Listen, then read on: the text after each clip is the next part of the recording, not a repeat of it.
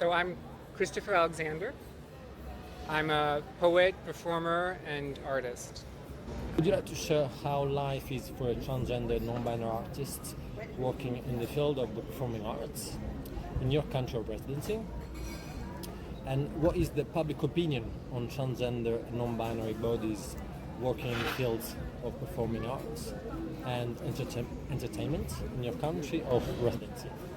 So, as far as the performing arts, I feel like that it's relatively open, and actually that there's a demand for an interest in non-binary and transgender individuals.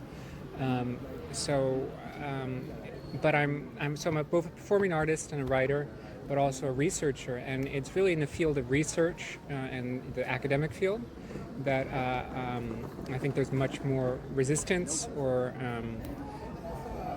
that it's a much more conservative environment. So while I felt that there's both an appetite and you know some of that's institutional as well. That there's it's not necessarily, I don't know. I think that there's a real opening, but also people are following trends, different institutional programming. But it's there's still I think a will to change, particularly from artists. In my work as a researcher, I've felt much more resistance to even inclusive language, the use of inclusive language, or bringing in queer and decolonial theory into my research on ecology. And it's also the spaces that you choose to be in as well. I think that within the artistic community, you can choose the people that you work with, that you associate with. But if you're in some institutional settings, that you don't have that same kind of choice of whom that you're going to be working with. I'm not sure if that answers your question. From your position as a performing artist, how do you use your body on stage and or on screen? So this is an opportunity to speak about your own work as a performing artist. I think that many of us have sort of, since Butler at least, have recognized that there's a certain performance to our gender roles in society, and that's becoming much more accepted, even in mainstream society. And one of the things that I'm working on in a performance that's also the partition for a poetry collection that's coming out next year with the Nouvelle Attidad, Playboy, is about how gender is both performed, but it's also my own relationship with what that means to have a masculine body. Because one of the reasons I don't, it's not so much of a transition or coming out, but that I feel much more comfortable in I would not say a non-binary mode, because I feel like that's also another binary term, but within a fluidity of gender, that it allows to deconstruct inherited and societal gender roles and then violence that comes with those roles. And I feel like, at least for me, like when you have, particularly if you're in romantic or sexual relationships with women, or people who consider or identify in that category, that there's this inherited violence that is difficult to extricate yourself from. We've all been coming out of this bath of generations of patriarchy, and you know, someone like Bell Hooks might say that that there are ways of assuming a masculinity that's not dominant, but I feel like it's very difficult to within the established gender categories to it's like being a member of the police in some ways, that it's not that they're good or bad cops, it's that you're within a system that's inherently violent and dominant. And I feel like our gender roles, in particular patriarchal gender roles, once we're within that category, it's really difficult to escape the associated violences that go along with that. So in my work as a poet and as a performing artist, I try to deconstruct those and to play with as well. And for me, I guess gender is also about playing with what it means to be, so that you're not I wouldn't say that I'm non-binary so much, that I want to play with gender archetypes and to create new possibilities for others and for myself, to be in a society where those roles are much less hierarchical but that you can move between these positions in a much more open and loving way as well. And those are issues that I deal with as a performer and as a poet. How do you understand the word discrimination? Have you ever felt discriminated against in areas of social life, such as education, training, employment, in the field of performing arts, due to being a transgender or non-binary person? And if you could provide specific examples. So, as I was said at the beginning of the interview, I feel like in artistic spheres that I navigate in, there's much more openness, but in the academic environment, just using inclusive language was considered provocative, or and that's not, obviously, that a lot of this theory comes from academia, but at least in France,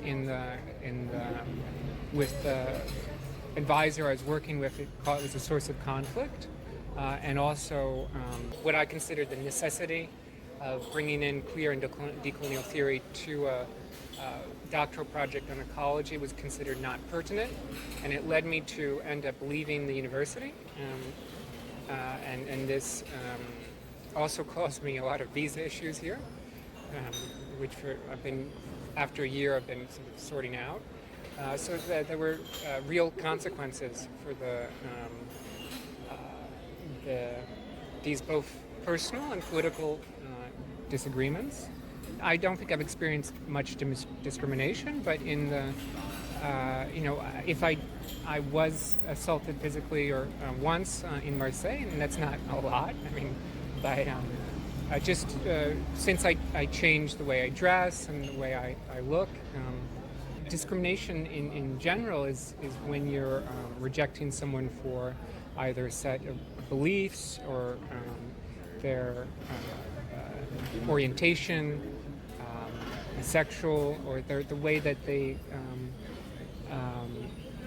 I don't know if identity is the right word, because I'm very. I feel like that identity is also a trap, and I'm. But that there's at least the way that we present ourselves publicly, and also how we see ourselves, which I guess you could say is a definition of identity. But it can, that you are being rejected for who you are, or who you want to be, or the public shelf that you show anyway. So when and why do you think discrimination happened to you? Well, you answered already. And were there any particular moments in your life that you felt more discriminated against? So I guess it was during your studies. I don't know. In academia, yeah. How safe do you feel at work?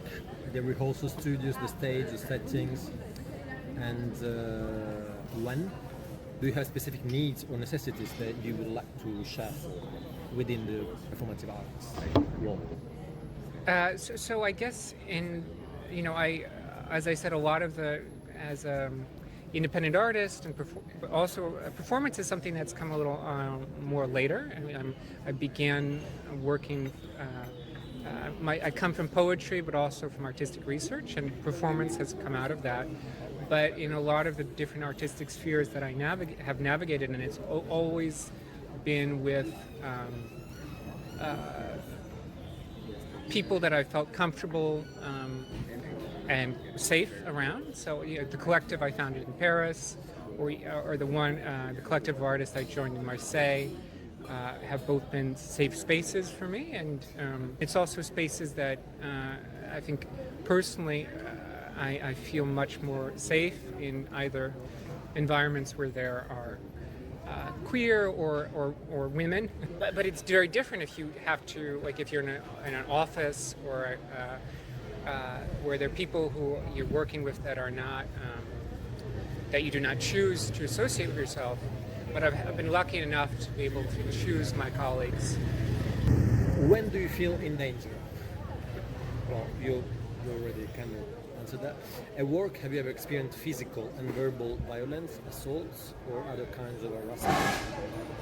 Not physically, but with my former advisor, when we had this conflict about inclusive language and so on, it became a form of the disagreement blew up, and I felt, and my work was denigrated, and the quality of my research. But I mean, there were other things that were just, I think, a global misunderstanding of what I was trying to do. But also, I think the conditions in the university are also so difficult for everyone, not just there's so few resources and lack of personnel that it creates a stressful and toxic environment where people are also expected to, and this is not related directly to the gender question of gender, and I think that's a reason also in any environment where you have a lack of stability, economic or otherwise, you're creating a fertile ground for lots of discriminations. I mean, I come from the United States, and obviously that there's, especially with the current regime, there's transgender and non-binary and queer communities are all being targeted in schools, and the rights are being taken away, and I think that's important to remember. I think part of that discrimination is made possible because of in the larger community that there's of economic precarity and homelessness, people who are working multiple jobs, and there's not a direct cause and effect, but those fears and anger is easily capitalized on and direct towards scapegoats. How open are you in your professional and social life about being transgender and non-binary? Do you think that it is important for those with whom you work and interact as part of your social and professional environment to know that you are a transgender and non-binary person? Yes, I think it's important. It allows you to be, I think, to be seen by as you want to be, the person you want to be, or perceive yourself as.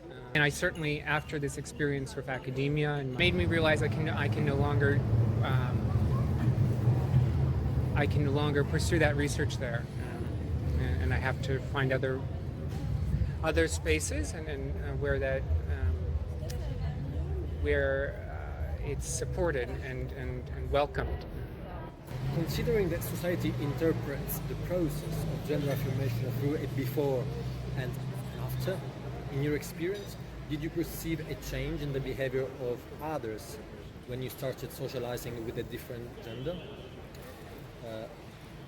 When your gender transition or your affirmation of gender as a non-binary artist became visible, Was it easier or harder for you to work?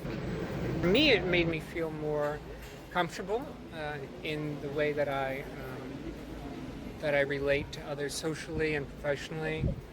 So, and I think this is also the question of that given that I have the luxury of choosing my colleagues, I think it was fairly easy to be. There was not, and for me, it's also not a before and after moment. I think it's more of trying to deconstruct gender norms that we grow up with, and to also see who I am as an individual without that weight. Once you unburden yourselves of that kind of baggage, I think it can open up space in your relationships as well. Actually, a question that I'm having more and more. As a non-binary person, did you feel that you had a moment where you felt that you were transitioning, or it was something that was embodied from the very beginning? I think it was a slow process, but I guess I felt less and less comfortable in the norms that, and for me it was a way of, I've always had, I was talking about this book I'm writing and the performative aspects of on the performance of gender, and particularly the toxic masculinity, and it was a way for me to create a distance from that legacy that we live in as a society, it's very difficult to extricate yourself from. So to create at least a gap for me but in that by creating that gap, I feel like I feel more comfortable with the masculine parts of myself. In some ways, I feel more embodied and more grounded when I'm able to perform, or not in a performance setting, but in just everyday life, to perform my body and to also show its artifice. Then having felt like that I'm having to conform to a specific assigned role, and that I feel like it's given me a lot of liberty, and it's not a finished process, but your country of residency or origin, were you ever forced to undergo medical or psychological treatment to maintain the gender of your birth? How did this traumatic experience influence your performance on stage and or on screen, if you ever? So no, but I will just say, so but not just thinking about family, because I guess it's kind of a related question. I saw my parents for Christmas, and my dad was asking me about what that meant to be non-binary.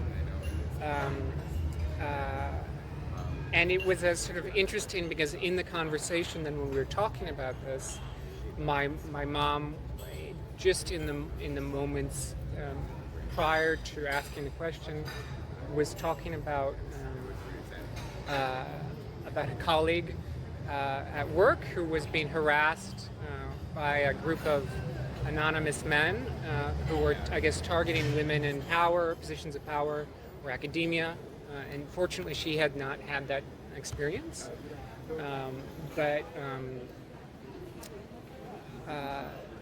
So I said, it was a kind of an opportune moment to say, well, the kind of the role models or the societal roles of men just seem so toxic, are so toxic, that I felt the need to extricate I think I've used that word a number of times, but to find a different way of living, being embodied, president of the United States, the way that he considers women only as sexual objects, or his vice president as reproductive objects, that they're not women are not worth anything if they're not bearing children, for his vice president, and it's a very Catholic, very conservative way of considering, or as objects of sexual satisfaction, and when you are to think about if that is what to me a man, or to be, and obviously there are other ways of assuming masculinity, but it just fluidity of gender was which is a way to navigate these complexities of being embodied in a way that are not to create new categories, but to create forms of relationships that are based on respect and love, and that are liberated from fixed roles. Do you think that training in performing arts could improve the lives of transgender non-binary individuals? And if yes, in which ways? Well, I think that a wider acceptance of the performance of gender, and the way that in the performing arts, where you take on a role, you assume a body, the way that you dress or position yourself or walk, all of these things, the character that you create, and I think it's to have a greater conscience of how we not only perform our gender identities, but ourselves, the way that we project ourselves into the world, and that because we are performing to a certain degree, we can also change the people we are.